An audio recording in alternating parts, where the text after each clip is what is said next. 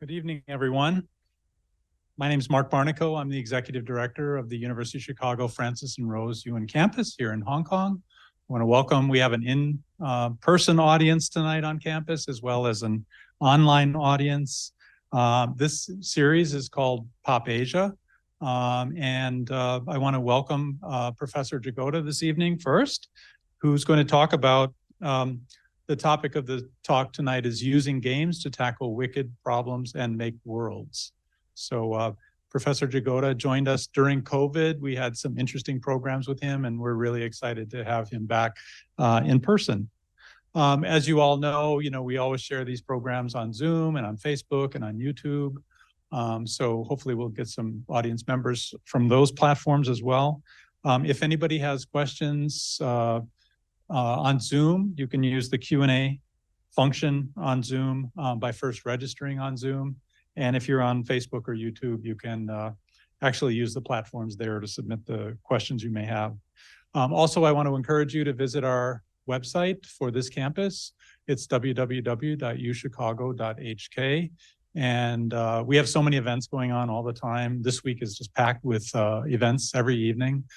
So if you have any questions about the events, the programming, things going on this campus, you can sign up for our e-news and you'll get all that information. So tonight we'll be talking about a really interesting topic, gaming, and we'll learn how our UChicago faculty thinks today that game design can address the most pressing issues of our time. But first, let me go ahead and introduce our speaker for this evening. We also have a program tomorrow night, which I'll remind you about at the end of the program.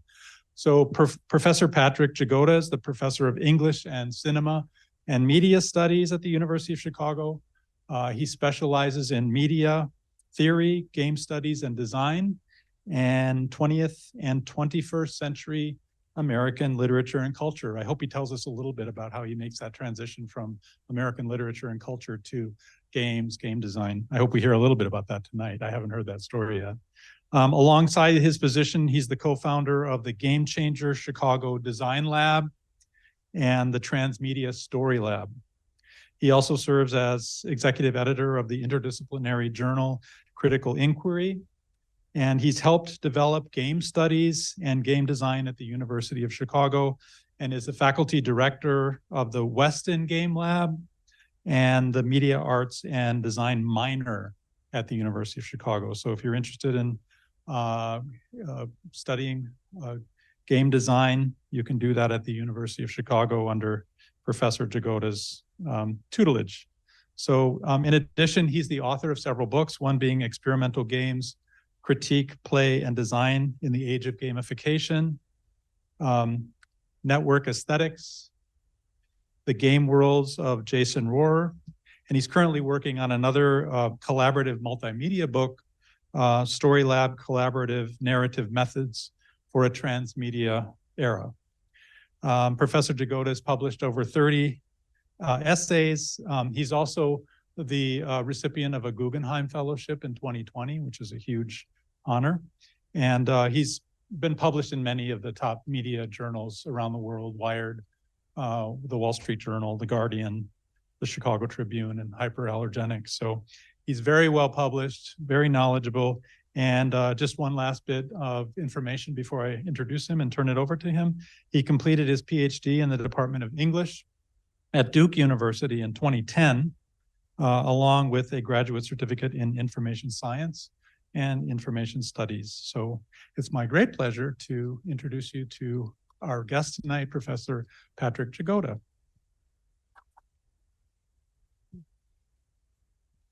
Thank you for that introduction, Mark. Thank you for everyone who's here in person, everyone who's here on Zoom. I'm going to take us through some bigger issues and cases, and at the end we'll have time for Q&A and some conversation. Planning, I teach at the University of Chicago in Hyde Park, just south of Chicago. It's a very serious place. We have 99 Nobel Prize winners, for instance, just to give you an example. Historically, this place has been known for being the place where fun comes to die. This is a famous T-shirt. I have tried my best to try to counter this idea of it being a place where fun comes to die, which I'm joking. I don't think it's the case anymore. This is a photo of me and one of my colleagues, Ashlyn Sparrow, playing on a Super Nintendo system, a system that was released in North America in 1991. So quite an older game console, if anyone's played games on that before. This is actually a shot from our Weston Game Lab, which I'll say more about later. But I want to start, before we talk about games specifically, I want to talk about a method that I use frequently throughout my work to give you a sense of why games are important to me. And that's a method called critical making. And critical making oftentimes tries to bridge the gap between creative physical and conceptual exploration. And the goal of critical making is primarily focused on using material production, making things, as part of an explicit practice of concept elaboration within the social study of technology. So the idea is making things gives you a better sense of what they mean historically and what they mean theoretically. And just to point this out, art, when we think about art, art is already critical. For those of you who have taken art history courses, for those of you who have engaged in visual art making, it can already be critical. But critical making as a phrase, as a concept, emphasizes making as a means of research creation, of creating new questions and problems that we wouldn't have otherwise. So it operates as a way of exploring, understanding, experimenting, changing, and concept generation through material means. Here are a few examples of this. So the Synthesis Center at Arizona State University, for instance, uses Max, Jitter, and MSP to create different kinds of interactive environments in which human gesture in particular can set off different kinds of responses with lights, with audio systems, with visual responses. And the way that they're using critical making is to think about how we can build rich responsive environments for shelter, sociality, or play, and asking how people experience computer-mediated environments, which are, of course, ubiquitous in many places like Hong Kong, like Chicago, throughout the world. A very different example. This comes from Ian Bogos during his time at Georgia Tech University. So this was a video game that he created called A Slow Year, and he made this for the Atari VCS system. So you may ask yourself, why would someone in, I think around 2010, make a game for the Atari VCS, which was a video game console from the 1970s and the 1980s? Well, part of the reason had to do with exploring what the memory capabilities and limitations of the Atari were relative to contemporary systems. But he also, through this game, wanted to create a slow game, because so many of our video games are fast, they're accelerated, first-person shooters, racing games, real-time strategy games. He wanted to create a game that thought about how we could aesthetically slow down the human sensorium. He also wanted to ask, how are video games as a form related to poetry, a comparison we don't frequently make? And so this game was a way of critically asking and making those kinds of questions. Another example comes from Stephanie Bollock and Patrick Lemieux, who teach at the University of California at Davis. And they created a series of video games that ask about how video games speak to specific kinds of bodies, right? People have different kinds of bodies, abilities, disabilities, and so forth. And they created, for instance, a topological transformation of the Legend of Zelda video game from the original Nintendo system that has you move through different kinds of three-dimensional shapes. And it questions the idea of video games being for all players at all times. One last example, this is from the University of Victoria in Canada. And this is coming from their Maker Lab. And so one of their projects called Prototyping the Past had to do with recreating basically pieces of older technology that would have been used to create sound effects in theater in the late 19th and the early 20th century. So the idea was making these old technologies in order to get a sense of what theater and performance might have sounded like over 100 years ago.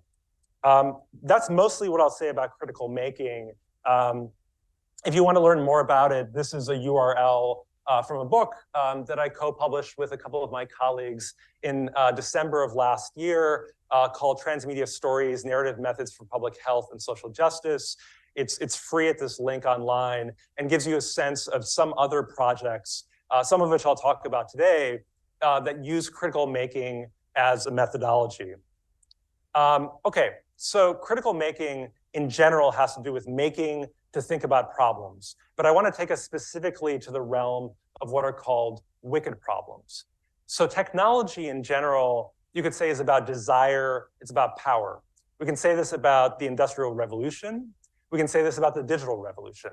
If we think about examples like artificial intelligence, like surveillance technologies, like the kinds of algorithms we see across social media, right? All of these things are laden with different forms of power relations. Technologies are never neutral, right? They make some things possible and not others, and they transfer power in a variety of different directions.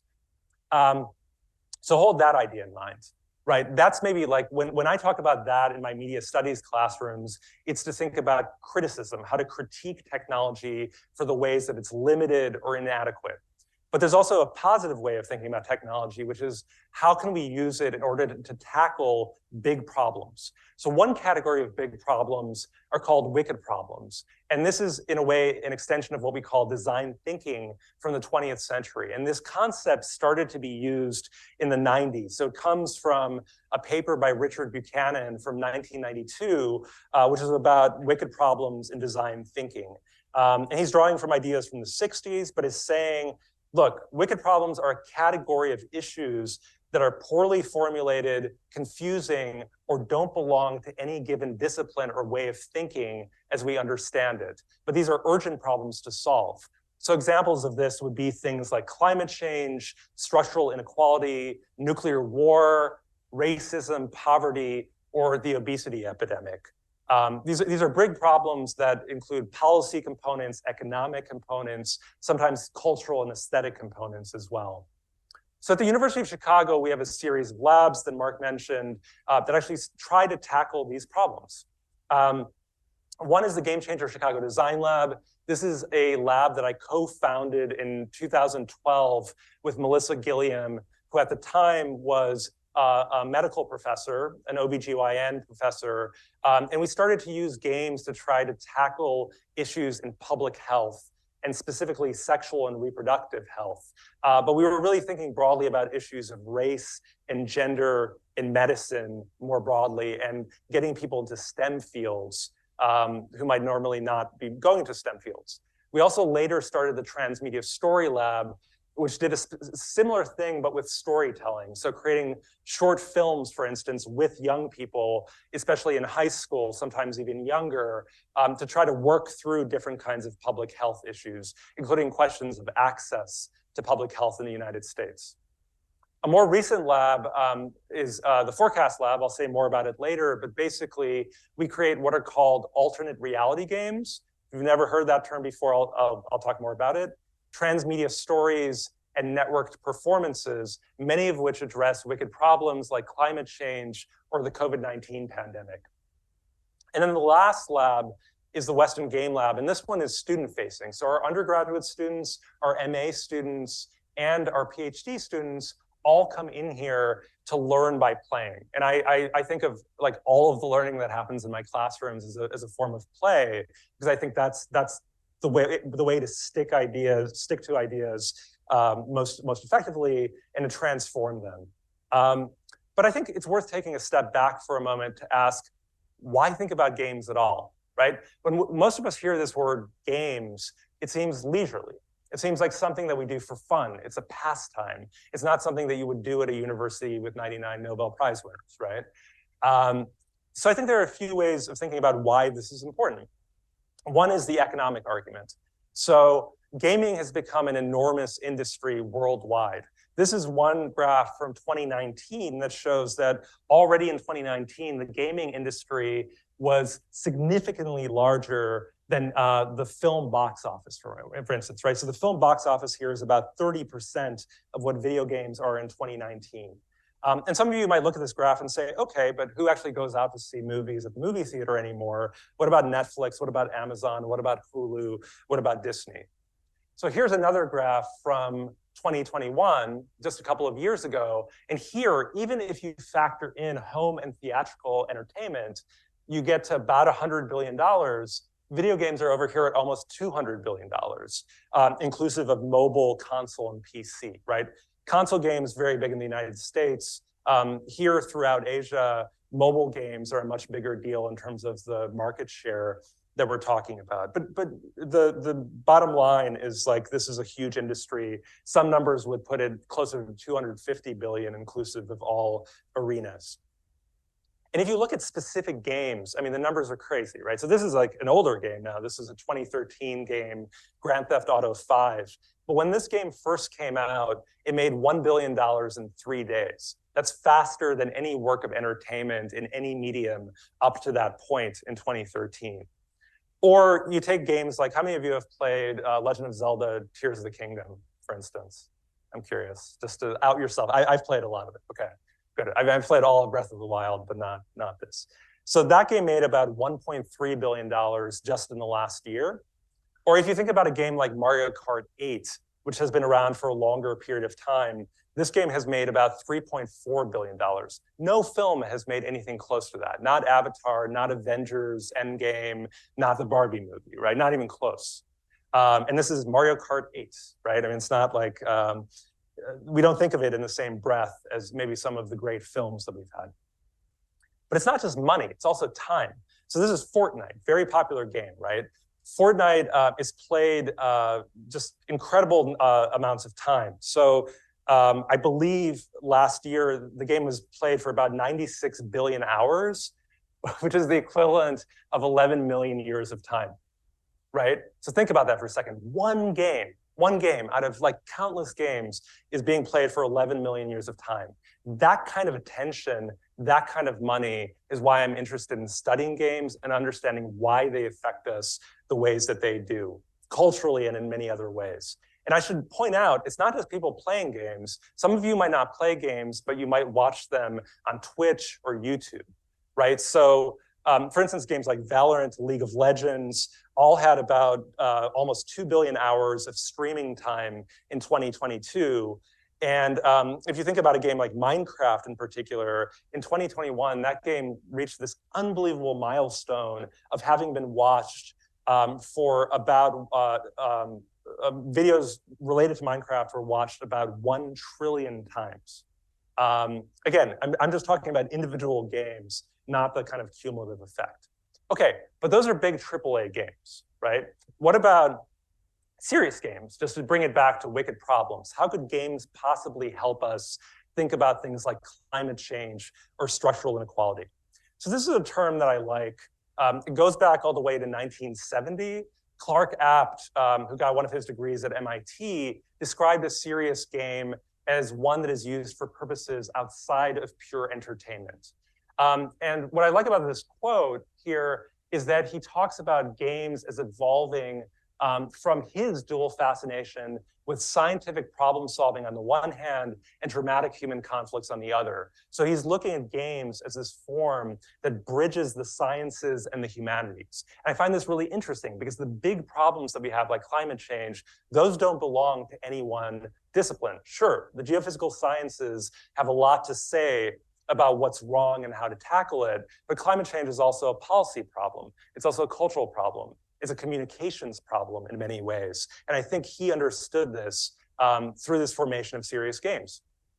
Since that time, we've had many games that I think qualify as serious games, right? So in the upper left-hand corner, we have Oregon Trail. At least in the United States, this is a game that many school children for many decades played. Even my current undergraduates still report on having played Oregon Trail, which was a kind of historical US game. Upper right-hand corner, you have Darfur is Dying, which was a kind of a small, serious game that was thinking about the refugee crisis in Darfur. So the first game is more of an educational game. Second game is more of a kind of like issue-specific activist game. Then you have games like Pentiment, which was a game that was developed along with medieval historians to think about the 15th century. And this is a very text-heavy game. Mark, you're bringing up my background in literature. You can't analyze this game without understanding something about medieval literature or history, or kind of prose and kind of literary form. In many ways, this is almost like a novel, but with interactive components. Another example of what I think of as a serious game is Passage, which is in the bottom right-hand corner. This is a game by Jason Rohrer that came out, I think, 2007, 2008. And this is a game that operates as a memento mori, so a way of remembering death. And it's a very short 5-minute dark game about what it means to go through a life and die, and what meaning that produces for a life. Not going to give away more than that. It's worth playing. Okay, so why can games help us address wicked problems? Why do I believe this? So first of all, I think the education literature shows us that games garner curiosity, motivation, effort, and optimism about the possibility of completing a challenge, right? They focus us on getting something done. And games are also multimodal. They have text, they have graphics, they have animations, they have interactivity. They speak to different kinds of learners where they're at, whether they're visual or oral or textual or visual kinds of learners. Games are also enable safe failure. In the US context, I often say there aren't many places where you can fail and it's okay, right? I mean, I try to get my students to fail as much as possible because it's the best way to learn, but they're very resistant to that idea. Because they've learned their entire lives, like, you have to succeed at everything you do. But games are one place where it's okay to fail. In fact, it's encouraged to fail in a variety of ways, and to build resilience and to try again. Think about how many times you fail in a video game, for instance. It may annoy you, but it's not the end of the world when it happens. And finally, games encourage systems learning, which is especially useful for wicked problems. Games are formal systems that show us how some things are connected to others. They help us think about scale in many different ways, right? With climate change, it's really hard to think about something that is a global problem that lasts for hundreds of years, and yet a game gives us access to that in a safe, accessible way. So I'm going to give you 4 examples for the rest of this talk of games that I've worked on with different kinds of teams. These are all collaborative games, just to give you a sense of the range of what I think is possible. These 4 cases don't amount to the sum total of what's out there, but they'll give us a taste and a way of moving into the Q&A. So the first game is Caduceus Quest. This is a game that the Game Changer Chicago Design Lab and Resilient Game Studio just finished this year. And this was a game that was thinking about STEM education, science, technology, engineering, and math, and thinking about how a game could shape attitudes, behaviors, and outcomes, especially for underrepresented youth who don't usually go down this path, including women, right? In the US especially, there are more men than women by a large margin. How do we get women onto pathways where it feels safe and possible to move into STEM fields or technology fields? And so we created Caduceus Quest. I'll show you some footage from this game. In many ways, it's a very simple digital game that's designed to increase that interest in STEM and show people exactly what it takes to succeed in those fields.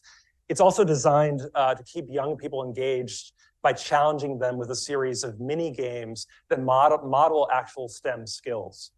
Players have to solve puzzles to work their way through a narrative that has players uncover a medical mystery and work towards solving it using the scientific method. So the scientific method is very central to what we're trying to teach there to players that we imagine are in high school, but I can imagine middle schoolers playing this as well.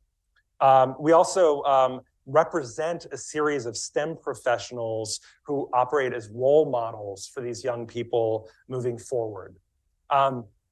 This gives you a sense of our early visual work on this game and developing the different characters who we tried to make diverse to represent some of the kinds of players who might come to this game, not just on the south side of Chicago, but hopefully nationally.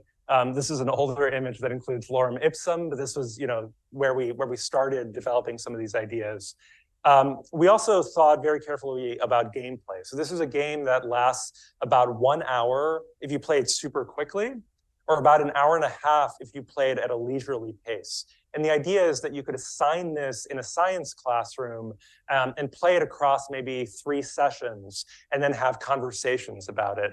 And I'll show you in the next slide a short, maybe minute and a half long video that gives you a sense of what this game is looking like at this moment as we're in the final phases of production. So this is Caduceus Quest.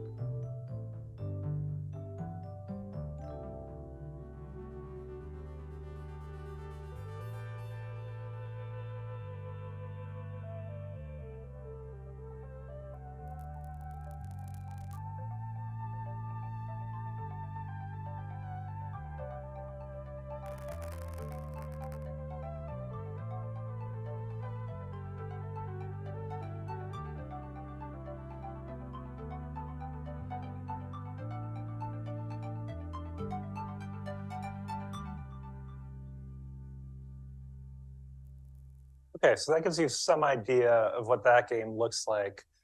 We've play tested this with high school students for a very long time. Along the way, as we were prototyping and developing the game, our next step is distribution to use. So thinking about how to get this game into different kinds of classrooms so it could be used not only to teach subject-specific material, but also encourage students to move into STEM fields as they go to college and as they go to the professional world. So that's case number 1. Case number 2 is different, not a video game, alternate reality game. How many of you here have maybe played an alternate reality game?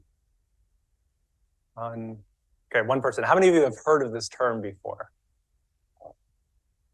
Okay, so about half, maybe 40% of the room. Not sure how many people on Zoom, but probably around that. So I'll give you a very quick definition of it. So basically, when I think about alternate reality games, I think of them as narrative-driven scavenger hunts. So these are games that appear in the real world. You're sometimes interacting with real human beings. Components of it are online as well, and they move across different media. So these games are transmedia in the sense that they're not limited by any single medium. When you play a video game, it's on a single screen. I think of it as multimedia. A transmedia game can take you through different social media platforms, through different websites, through different contexts. It also incorporates things like text, video, audio, phone calls, and I'll show you a case of some of this. And also, very importantly, these games use a "this is not a game" aesthetic. And so they don't announce themselves officially as games. And people have to kind of negotiate the status of the event as it's unfolding. So it oftentimes feels more real because you're not sure where it's coming from or what it is exactly. So it's a very different experience than a video game. I'm taking the time to define this because I work on a number of these games with what's called the Fourcast Lab at the University of Chicago, misspelled F-O-U-R because there were 4 of us when we first started it, and we were thinking about forecasting technologies spelled differently. It includes, I co-direct this lab with Heidi Coleman, who's in theater and performance studies. I work with Mark Downey, who's a 3D filmmaker and a technologist who makes many of our platforms. Also game designer Ashlyn Sparrow and filmmaker Ben Kolak. We've had various evaluators of our projects from the social sciences to figure out whether what we're making actually works or not in the ways that it's intended. So we have a research component in addition to a multidisciplinary design component to our games. We've created a series of games since 2017, starting with a game called The Parasite. Most recently, we made a game called Cene that was about climate change. I'll focus on that one just to give you a sense of one of those projects. So Cene was a game that we created for middle school students in 2022. And the idea was, could we make an environmental science curriculum for 3 weeks that operated as a game that middle schoolers at different schools would play at the same time? And again, it was 3 weeks. We did it with a public school, a private school, and a charter school, just to get a sense of the differences of those different contexts. We included over 350 middle school students, and the engagement was very high. One of the things that we found was because this was a game, students conducted more quests than they would otherwise. So I'll tell you what a quest is in a second in this context, but all of the players collectively finished 2,500 quests during the duration of the game, which was significantly more work than they would have done otherwise. The game was about, again, STEM pathway creation and also thinking about the wicked problem of climate change. We created 12 speculative futures. So we didn't say climate change will turn out this way, right? The only assumption was like some version of climate change is happening. So what do we do about it? And we created 12 worlds, some which were dystopian, some which were utopian. So Water 2067 was a future in which sea level rise accelerated more than we even anticipated. Moon 2217 was imagining kind of like space colonies of like getting away from the Earth because climate change had gotten so bad. But some of the futures were positive. Green 2147 imagined using renewable energies and replacing fossil fuels more quickly than we anticipated. Mushroom 2747 was kind of a crazy future where there was a fungal internet. So we kind of imagined how the kind of like properties of fungus could be used to create a completely organic technological infrastructure. You know, completely science fiction, but a way of spurring the imaginations of the young people that we were working with. So I'll show you a minute-long trailer. There's a longer video online, a 10-minute documentary, but this will give you a sense of what this game looked like and felt like. Cene begins with a call to action. We're getting these messages from the Fourcast Lab. And we're like, oh my gosh, what is this? If we are able to complete the Keeper's game, we just might have a shot at stopping the darkness. Cene is an alternate reality game. But like a knowledgeable game. So you're like learning about climate change. With Cene, we were able to take it to the next level. 3 different schools. More than 300 students. Real-time live streaming interaction. 2,500 quests. You're completing these quests to fight off the darkness.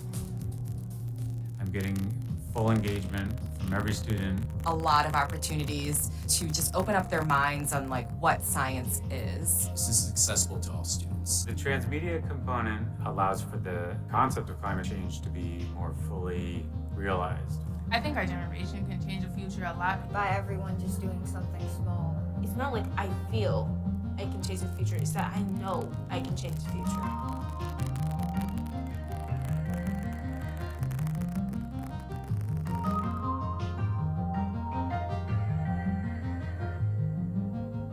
So again, there's more of that online, but what the students were doing day to day, I'll show you more of it, but they were completing these quests in small teams. So they were collaborating with their classmates. These are examples, there were hundreds of quests, but one example was create a short interactive twine narrative that shows why fungi are important to fighting climate change. So a twine narrative is an interactive hypertext narrative that's kind of pretty easy to learn, so students were able to create these. Another example is a short essay. So write a 250-word essay about how NASA engages not only in space travel, but also climate change research, which is a significant part of what it does. Or A third quest was compose an original song about the future of sea level rise, submit the audio file. So these were multimedia quests, of which there were many others. Some of them were video quests as well. We also created puzzle quests that, if they could be solved, would give you vocabulary words that were relevant to climate change. So Anthropocene, for instance, was one of those words, right? Thinking about the human causes of climate change. Or a word or concept as simple as carbon dioxide was another example of a solution to one of these puzzles. We also engaged in transmedia storytelling. So we had online chats in which the players could talk to characters every night, and there was a kind of improvised back and forth theater that was unfolding with the villains from the game. So this is an image of one of the villains that they would see every now and again. And we actually had our undergraduate students, many coming from the theater and performance program, play the part of these villains who showed up on video at different moments and tried to mess with the players, basically. So there was a kind of productive tension that happened there. We also used various other tools, various other technologies and platforms, various forms of projection to try to create a very vibrant world, oftentimes a scary dystopian world, to give the players something that would motivate them and make them fight for the future and against climate change. We also engaged in transmedia storytelling. So at different moments, players would get online and they would have to vote which path they wanted to take together. So they would have a few seconds in which to see a question and respond to it and see how many of their classmates were voting for which of the choices. So there was real-time feedback through the story itself. So that's just one example of an alternate reality game, of which we've created many others, including, like I was saying, about themes like COVID-19. So in 2020, we made two of these games, actually, where when all the University of Chicago students were sent home because of stay-at-home orders, they were able to come back online and play together and learn things about epidemiology. Okay, third case. This one's very different. So you may think to yourself, those are both high-tech examples that take at least small teams to design. But we're also interested in something that can move into any kind of classroom. So we started a long time ago, we started experimenting with board games and card games. And with the Game Changer Chicago Design Lab, I've been working on this multi-year project around public health and board games, where we run 3 to 4 week summer programs. And this is a program that engages high school students again. And we're thinking about learning about the intersections between geography, limited resources, and systemic inequalities. So this, for instance, is an image of one of our earlier workshops where we would prototype games about different public health issues, from things like HIV/AIDS to contraceptives, for instance, to even things like gun violence, which have effects on public health. And I'll say more about what we did last summer, but this is an image of prototyping one of those games. So they start very simple with a pre-designed board, with pieces of paper with what are called meeples, these little figures that you see in many different board games. From those games, we would develop games that were more readily accessible to end users. So Clinic Quest is an example of a game that used the mechanics of Trivial Pursuit, a quiz game, to focus specifically on sexual and reproductive health kind of information. Smokestacks was an interesting game as well. It was a game that focused on smoking cessation. So when I was going to school, we had a really great anti-smoking education. Like many of us didn't smoke because it was that effective. But with vaping and companies like Juul and stuff like that coming back, there started to be a rise in youth smoking again. And so this was a game to try to push against that. And we did research. So we did, for instance, one study with 67 young people between the ages of 14 and 18. And we found that playing this game led to increases in negative attitudes and beliefs about smoking across all assessed measures. We also found an increase in the intention of young people to take a stand against tobacco companies in particular after they had played this game. So we found that it was effective for our user base. In the summer of 2022, I just want to give you an example of what this kind of curriculum actually looks like. Most recently, we did a curriculum about food insecurity and community violence. So two different topics. First week, we did just a public health curriculum, right? We had teachers come in to teach the young people about these two topics and to do readings, to do activities together. It was almost like a science class. Week 2, we taught them about game design, right? What are the fundamentals of what it means to build a board game? And then week 3 was a workshop. They would just work in small teams of 4 or 5 people, and they would make their own games about both of these topics. As we were doing this, we also did evaluation and data collection. We did this at baseline, so we did it before the intervention, before they came in to make these games and play games together. And we did it immediately after the 3-week summer program as well. We did a pre-test and a post-test. We did interviews with the students. I'm not going to go through all of these quotations, but this is some of the qualitative data that we collected. So for instance, just to look at the middle quote, one of our young people said, I definitely like the intersection that we learned about between social justice and science. I definitely did learn about avenues that I wasn't familiar with in terms of food insecurity and community violence. Those were sort of new research areas to me. So I think I gained a more multilateral, multifaceted sort of understanding of those things. Another quotation, just to give you a sense, again, in the middle around personal connections, our young people basically had personal connections to these topics as well. So somebody said, I felt that some of the ways I get food, such as food stamps, were okay, right? So this person came into this program feeling shame about food insecurity and structural inequality, but came out understanding that it wasn't a personal issue, it wasn't an individual issue, it was part of a more systemic set of effects. So this is just a taste of the kind of research that we do quantitatively and qualitatively through surveys, through focus groups, and through interviews. And we've published many papers through the Game Changer Chicago Design Lab, all of which speak to different kinds of card games, board games, or video games that you can find online. The last project that I'll talk about is actually very recent. We haven't seen it all the way through, but I want to give you a sense of what one of our projects feels like when we're still figuring it out.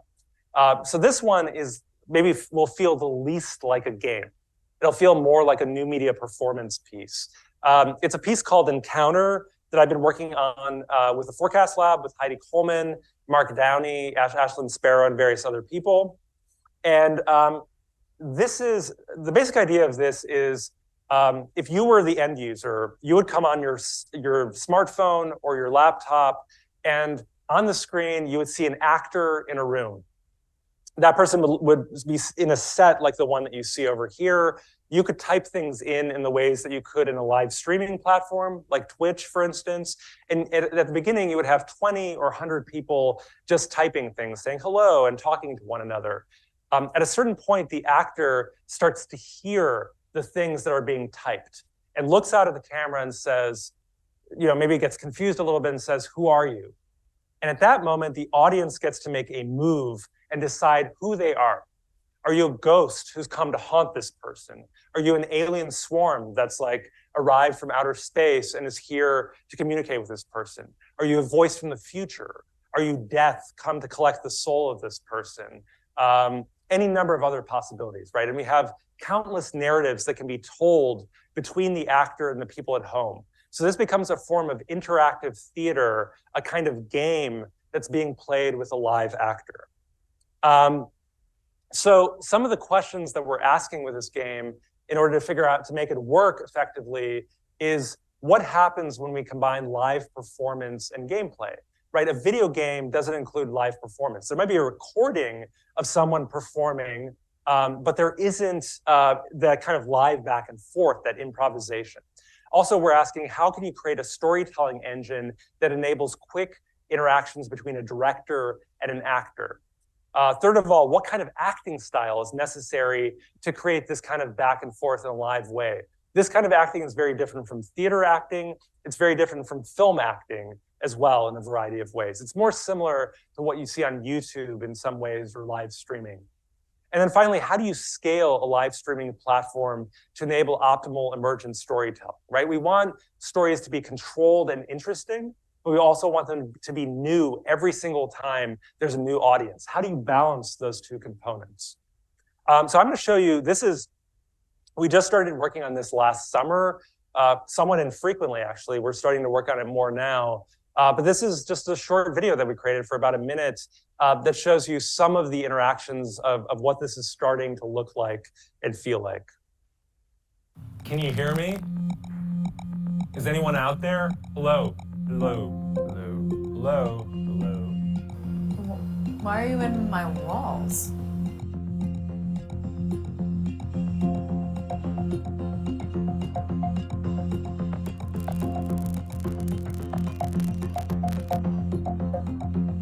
You're asking me a lot of personal questions about myself. Yes, I always told her stories about running away. My great-grandmother's grandmother.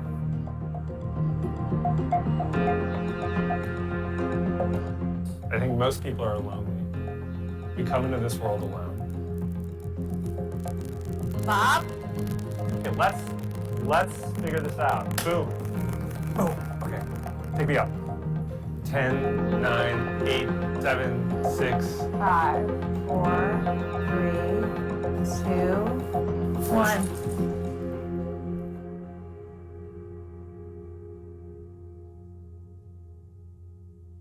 I have questions that I think only you all can answer. Are you ready for some questions? So this is really just a preview of what this might look like, right? The screen would look like something like this, where you have user text coming up on top of the person who's performing in the background as the story is emerging in a kind of live way. I wanted to include this here in this talk about wicked problems because I think something like this kind of platform has really interesting applications. I'll tell you two of them so far. One of them would be applied ethics, right? So I could imagine a platform like this operating in medicine, business, or engineering ethics courses. I could imagine it being used to tell stories about AI, euthanasia, war, censorship, political polarization, or structural inequality, and making those issues live and interactive in a variety of ways. I could also imagine a second usage of this to the problem of mental health, which has been a huge problem, especially during the pandemic, and to use this platform to raise awareness about issues like depression, post-traumatic stress disorder, substance abuse, or suicidal ideation for diagnosis, education, and public outreach, right? Because the character in the room can be anyone, right? They can have any kind of background.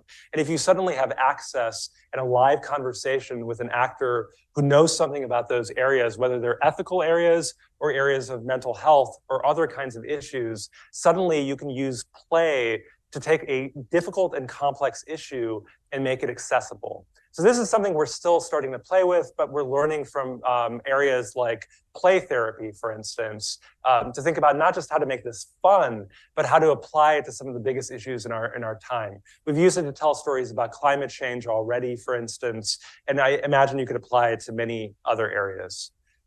Anyway, that's the fourth and final case. So I'm going to stop there so we have some time to actually talk. Thank you. So I guess the first question I have, anybody that's interested in studying this area, how should they think about approaching you or the University of Chicago to apply to be a student? Yeah, so we actually, this wasn't an area that we covered even 10 or 15 years ago, right? We had these labs about 10 or 11 years ago, but it was only in 2018 that we started a new minor in media arts and design, which you mentioned. And only 2 years ago, we started a major that has just taken off in that same area of media arts and design. And there, people can study games, but they can also study areas like the digital moving image, electronic music, and software arts. So there are these different pathways that our undergraduate students can take. And as part of that kind of major, some of these students are working in our labs and are co-producing these very games that you're looking at. So we had interns all summer working on the Encounter project with us, for instance. I think you're kind of dispelling the myth that you have to be a computer programmer, computer scientist, computer studies major to actually enter this field. That's absolutely right. I mean, we work closely with the computer science department, and some of our students double major in, say, computer science and media arts and design. But we have students coming from theater, we have students coming from English, we have students coming from visual design, many other fields. And these games are so interdisciplinary that we actually need people from all those backgrounds in order to make them. So the technologists are a small percentage, very necessary for these projects, but they're nowhere near the sum total. That's right. So we do have questions coming in. They're feeding them to me on my phone. One of the audience member asked about getting score, like scoring when you're playing a game, and that's kind of the typical notion of it's important to keep track of the score. Is there scoring going on in the games that you have here, and how do you think about scoring? It's a good question. So I think about it differently depending on the game. So a game like Smokestacks, which I mentioned, has an absolute score, right? Every player is representing a tobacco company, and they're trying to get as many people addicted to their product as possible. But it's kind of like an absurd thing to do, right? But as you play the game, you realize that more and more people are dying the more successful you are. So there, the score operates as a way to make the game fun, but it also conveys a message about how winning can sometimes be losing, for instance.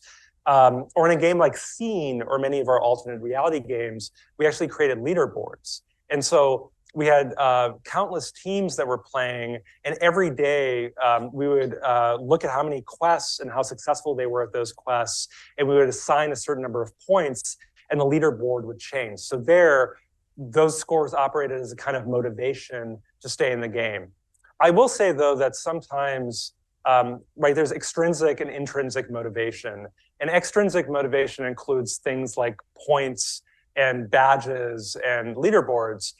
It's a way of creating an external measure that motivates someone. That can work to a certain degree, but I actually think the more powerful games are the ones that have intrinsic motivation, where either the score is secondary or you don't even need a score. So we've created alternate reality games where the role-playing and the storytelling matter much more than the score.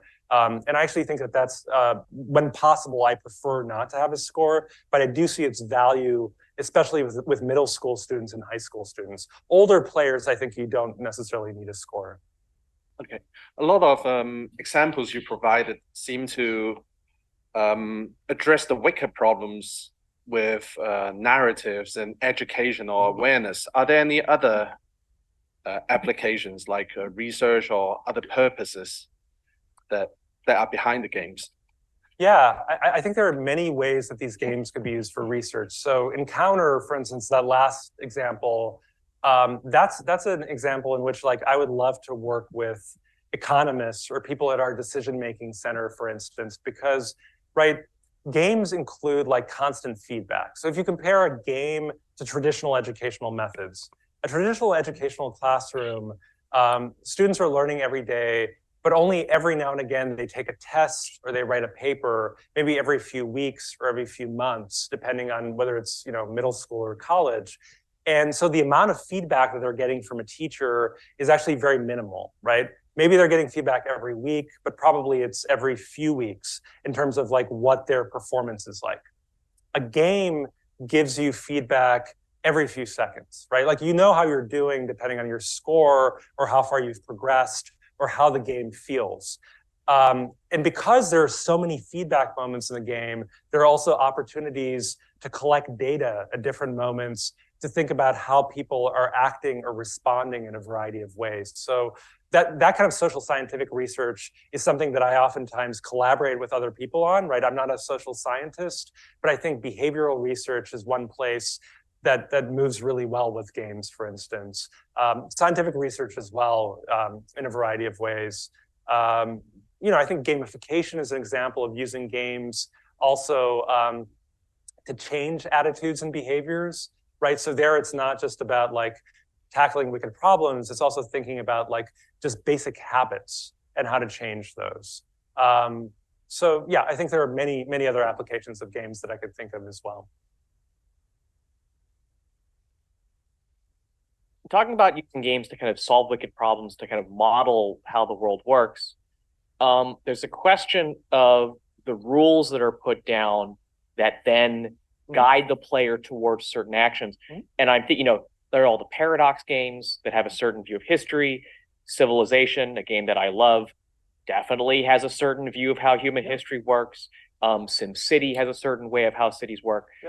And so when you think about, I guess, when you're trying to think about designing these games to solve these problems, how do you ensure that your assumptions are not leading to certain rules that are then giving you behaviors and answers that just end up reaffirming your own assumptions on how these things work? I think this is a great question, and I think in some ways, right, I don't believe in objectivity. I think there are different kinds of ideologies that rule the world. There are facts, of course, but there are also ideologies that produce different perspectives on things. And so what I try to teach my students is how to evaluate that in any given game. So before they make games, they have to learn how to analyze them and think about how they're ideologically constructed. So one concept that we use a lot in my classes comes from Ian Bogost, and it's the idea of procedural rhetoric. Right. So when we think about rhetoric, we usually think about using written or spoken speech to persuade people of a given position. So it's usually verbal. Sometimes we think about it as a visual thing. So advertising, for instance, uses different kinds of visual cues and layouts in order to push people in a particular direction. Games do this too, as you're pointing out, right? Games do this through rules, through mechanics, through medium-specific qualities that are slightly different. They model procedures, they model processes, I think more effectively than text and images can often do that. But this is one place where we have to be really, really careful. SimCity, great example, right? This 1989 Will Wright game. This is a game that, for instance, basically gives you points for building parks because there's a kind of environmental assumption that parks and greenland are good for the construction of cities. You could argue against that if you're a certain kind of developer, but I think Will Wright was using the platform of that game to push a certain kind of environmental message. I would rather have my students know that the game is doing that and then decide for themselves whether or not they think that's a good idea, right? I think it's terrible when games trick someone into a certain kind of ideological position, which games do all the time, right? Call of Duty has a lot of assumptions built into it, for instance. But the game Cene wasn't trying to say, it had some, like I said, it assumed that climate change is happening. There are people who deny that fact. So that was one of our ideologies, was climate change is happening. But beyond that point, we actually gave the students a lot of space to debate one another and to have a kind of free speech moment with one another to try to decide what the problem was exactly and what we might do about it. So I think those kind of open-ended games can often be more productive than ones that are very narrowly ideological. But this problem of how to adjudicate rules, I think, is a very real one.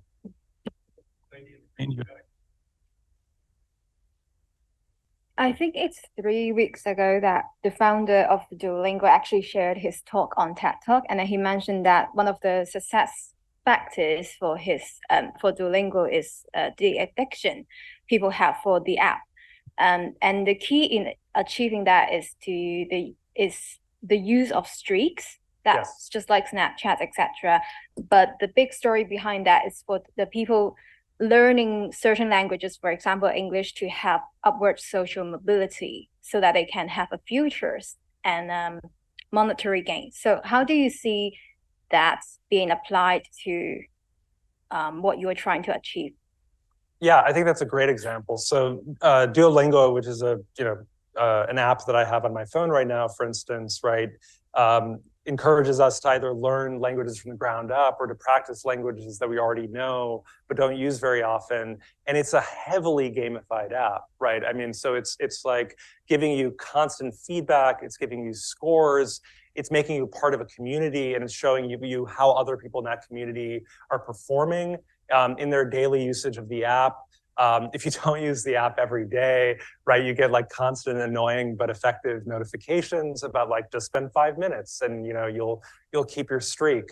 I mean, all I can say is from the data that I've seen and also personal use, I think it is very effective, right? I mean, it's effective for coming back to the app, which with the specific issue of language learning is important to have frequency, which is why you learn a language so much more quickly when you're immersed in it and you're using it on a regular basis versus taking a class once a week or something like that.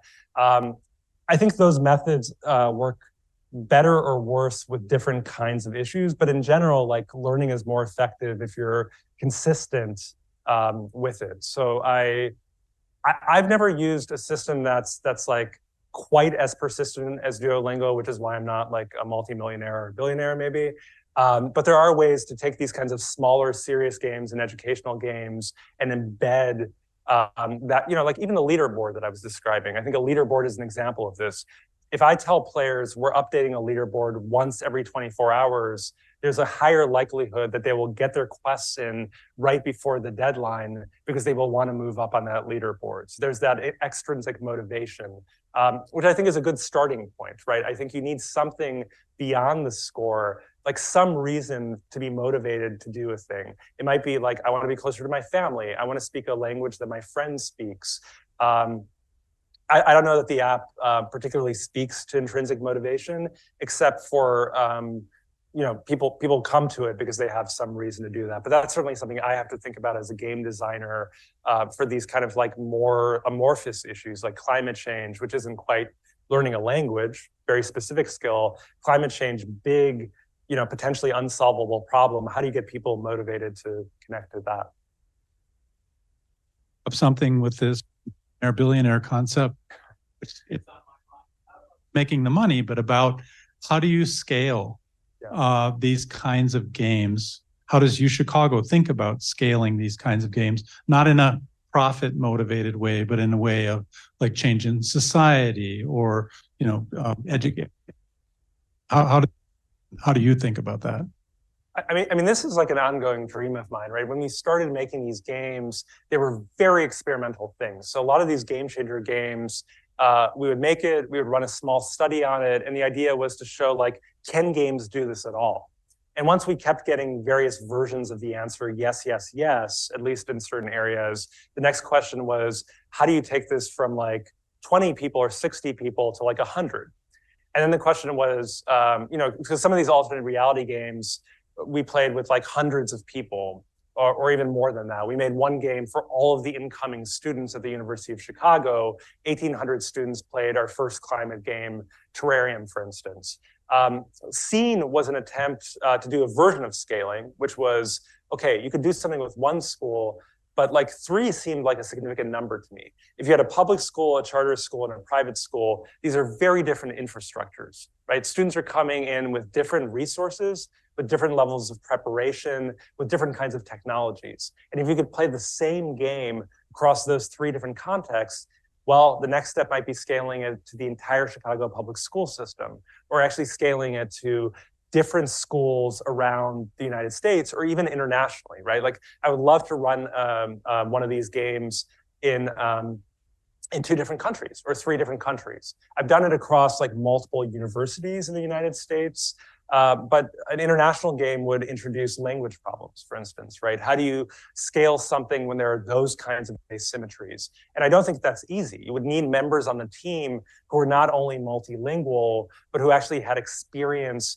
in the different educational systems, just as we had collaborators who had worked in public schools versus private schools, for instance, or who understood how the politics of those school systems worked. Because it's not just about making a good game, it's also about thinking about how to overcome everyday challenges, whether it's like a Wi-Fi network or a principal of a school system who might be hesitant to try a more kind of contemporary approach to something. So this is just to say that we've scaled in a few ways, but I'm excited about finding the funding or finding collaborators or good ways to take these ideas and take them even further, because that is a strength of games, right? You can replicate a series of websites for a game like Cene. It just takes having the right people and the right ambition to push it beyond a few hundred to a few thousand or even beyond. And LGBTQ, and can a game produce some power to that community? So there's personal ability and gender politics. Can the game act as a role in people's understanding of those issues, psychological and political desires, and make the world a better and more understandable place? I think so. We've seen some really fantastic LGBTQ games over the last, I want to say really since like 2005, 2008, around there. So an example of this would be the trans game designer, Anna Anthropy, who's created a number of games about gender transition, games about feminism, for instance. We've had more mainstream games like Gone Home, for instance, which deals with LGBTQ issues. We've had smaller experimental games by people like Robert Yang that do the same thing. So I think there's a lot of opportunity to take those kinds of specific issues and use games as sandboxes or playgrounds for thinking about experimentation with identity or being in the world in alternative ways. In fact, some of the games that we made through the Game Changer Chicago Design Lab were specifically, or some of the Transmedia Story Lab projects that I didn't talk about here, focused on LGBTQ folks. So we, for a while, had a program around something called body mapping, where young people would create kind of maps of their bodies that would map different kinds of experiences over time. And we worked very closely with trans youth and gay and lesbian youth around thinking about sexual identity there. So I think using technology and storytelling in games, this could be a very powerful way of taking a complex issue and giving people access to kind of autobiographical understanding, but also an understanding of how my experience might be connected to the experience of others. Another question from the audience that just came in is about something that we're going to be dealing with here in Hong Kong with some work that we're doing. And that is, how do you debrief with the participants and train trainers for gamification? I think the train trainers is so also about like scaling that issue. Yeah, this is a great question. This is something we've had to deal a lot with our alternate reality games. So remember, I told you with ARGs, you're not telling people that they're playing a game, right? So one possible objection to that is like, that's not ethical. Like, they don't know what they're doing. If this was a talk about ARGs, I would tell you all of the ways that we try to make that ethical and actually give people cues to why what they're doing is a game. But a big part of what we do is debriefing. So after the experience is done, what we've done in the past is we like sit down for 2 hours with everyone who's played the game, anyone who wants to join, and we say, hey, we're going out of character now. Like, we just played a game. Yes, it was a game, we admit it. We designed this thing. Ask us anything you want about what happened over the last few weeks, how we made this, why we did things the way that we did. And I think that moment of aftercare and debriefing is so important because it includes people in the process, and it also encourages them to become game designers, right? This question about rules before, right? Like, it's one thing to play somebody else's game, but it's another to learn how to make games yourself, which is what we did with the Hexacago Health Academy idea of people creating their own board games. And for any of these programs, we have often undergraduate students whom we hire to work as coaches or work as mentors. And we find that really important, having someone who's close to the same age as our designers or our players, but a little bit older, right, has a little bit more experience and can lead them toward the kind of experiences they might want to have in the future. So the game becomes an occasion for having more complex conversations, whether it's about identity, as the last question was asking about, or about futures in STEM or game design. I have a couple more questions, but because we still have the online audience and sometimes they trickle down as time goes on. I would like for you tomorrow here at 5 p.m., you and Sarah Edmonds Martin in the back, raise your hand, say hello, are going to be holding a workshop. And so rather than me try to introduce what your workshop is about, maybe you could tell folks here, and that way the people online who, if they haven't registered, they might think about registering and coming tomorrow night. Sure. I mean, the main thing that I'll say about the workshop tomorrow is there are secrets I can't tell you about. So I hope that's an incentive for joining us and doing something in this space that, you know, won't be presented in real time on Zoom. But the basic idea of what we're trying to do is thinking about using science fiction and the creation of rule sets for games as a way of thinking about breaking rules and norms.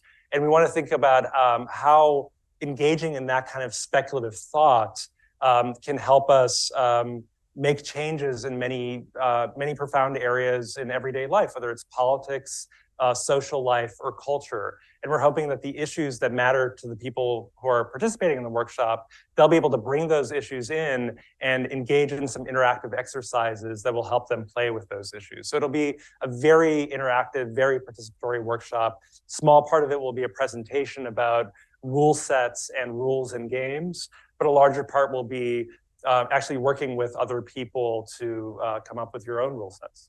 Great. Thank you for that. Then I won't introduce that as I close out the program, but we have one more question from one of your former students who did not identify themselves. Maybe you know who they are. They think you'll know where this question is coming from.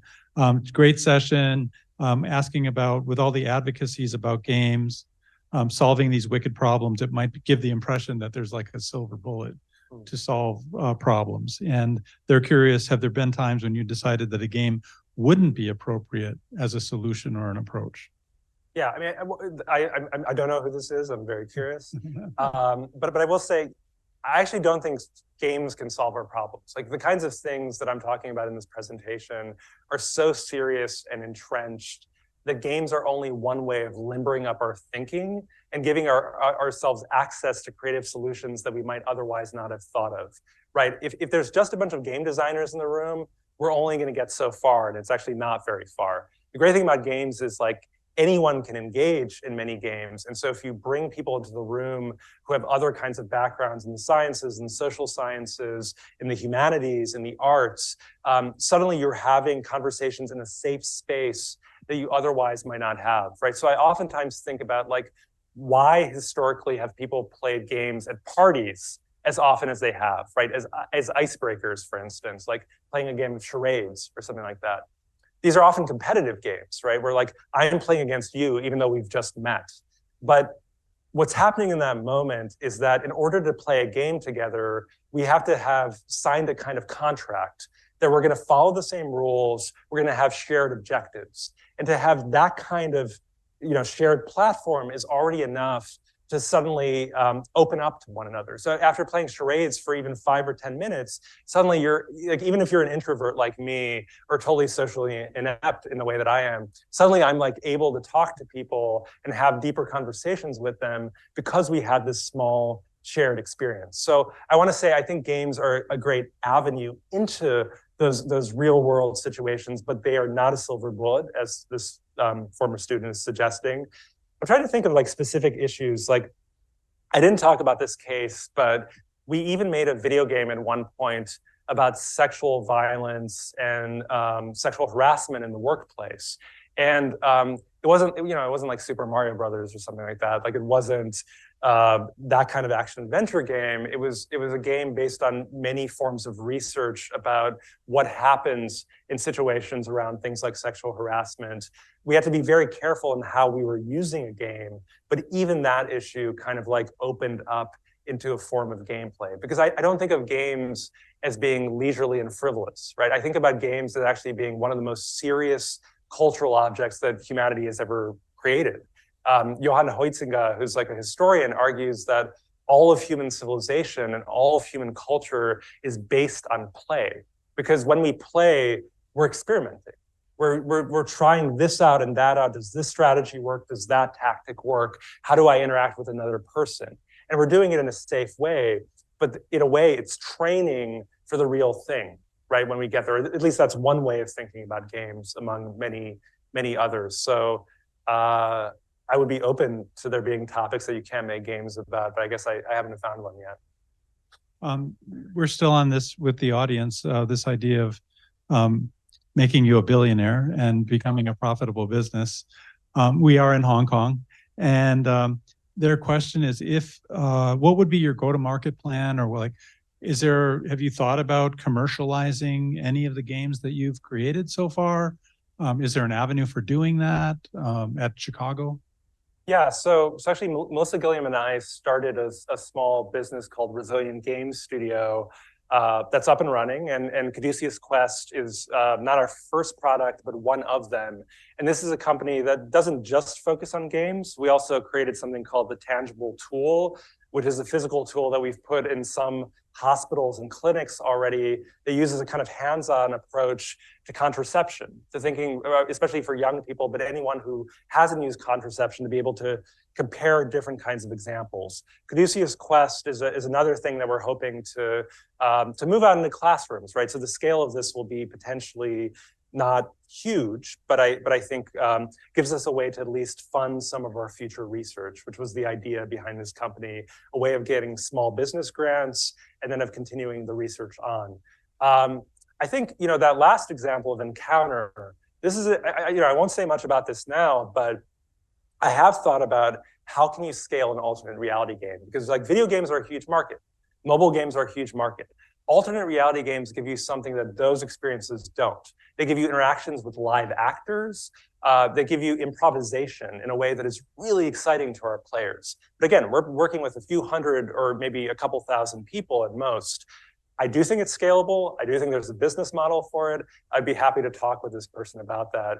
And with something like Encounter, I think it's very scalable based on the live streaming component. I'm not a business person myself. I need collaborators in that area. So yeah. Encounter seemed really interesting as a concept that could be scaled. Yes. In various different areas, but we won't get into that right now. Do we have any other questions in the audience? Yes.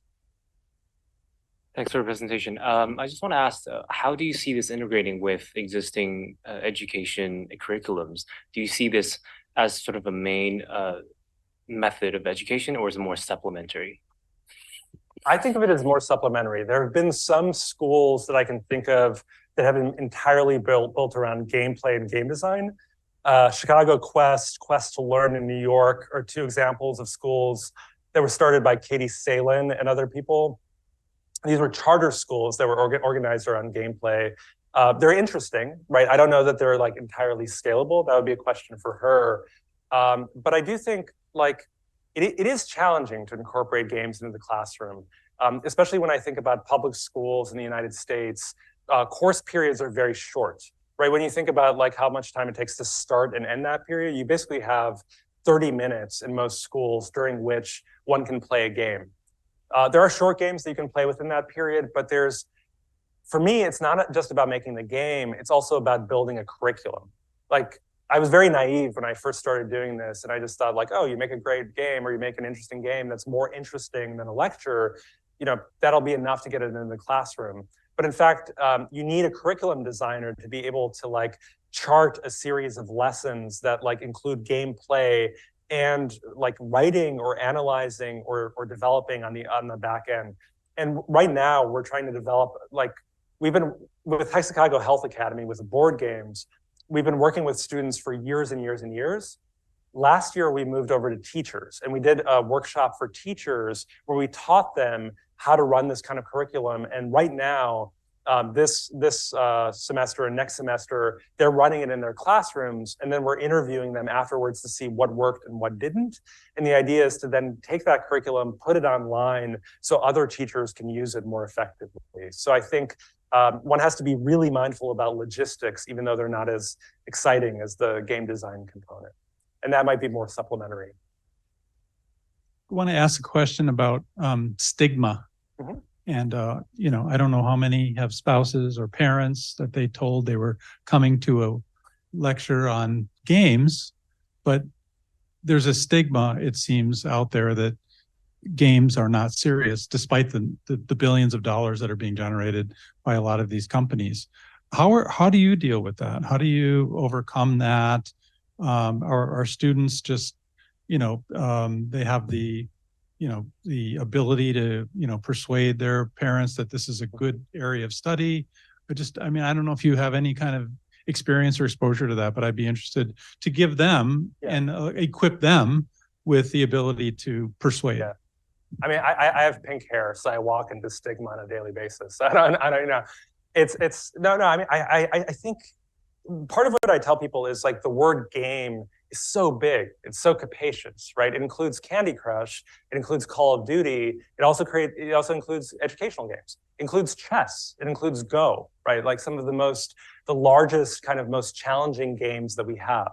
It includes role playing in theater. It includes amusement park interactions. It includes virtual reality. It includes escape rooms, right? I could keep going and going and going, right? A game is such a capacious form that if somebody asked me like, oh, if I'm playing Candy Crush, I mean, this is like an older example now. If I'm playing Valorant for like hours a day, is that a good thing? Well, my response to that would be probably not, unless you have an interesting critical frame. If you have a critical frame to something, you can do anything. You can watch all the movies in the world, watch TV, you know, whatever, and do something interesting with it. But I don't think that like any game inherently has value, right? We talk a lot about things like video game addiction or the role of representations of violence or inadequate representations in games that are focused on only some groups and not others, right? So I think I could go on all day about why I think games can be harmful, but anything can be harmful,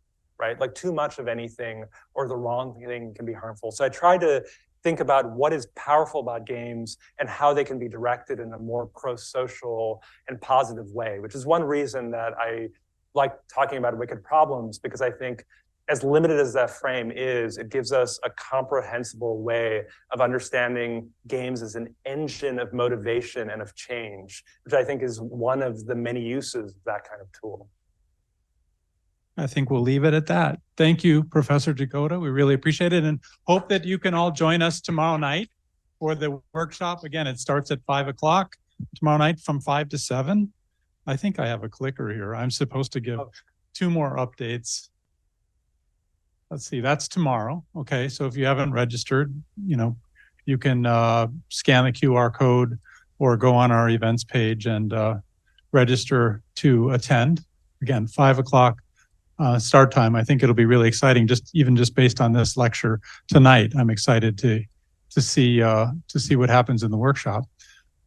And then for those of you that don't know, Professor Jagoda is one of our 100 episodes of our podcast, which is a podcast that we developed here on the UN campus here in Hong Kong called The Course, where we basically interview our faculty and ask them, you know, what was their journey for becoming faculty? And I actually haven't listened to yours. I don't know if it was more of a recent addition or not, but I'm going to listen to it tonight, and because I want to hear what your journey was for how you got into the area that you're teaching students at University of Chicago now. So I just wanted to mention The Course. It's a great podcast, and I hope you can enjoy some of the professors and some of their stories. So thanks everybody for coming tonight. Thanks for everybody who is online. Tomorrow night, I believe is the workshop, somebody tell me quickly, is the workshop also online? It's not. So if you want to be in the workshop, you've got to be on the campus. It won't be online. So hope to see you all tomorrow night. Thank you so much.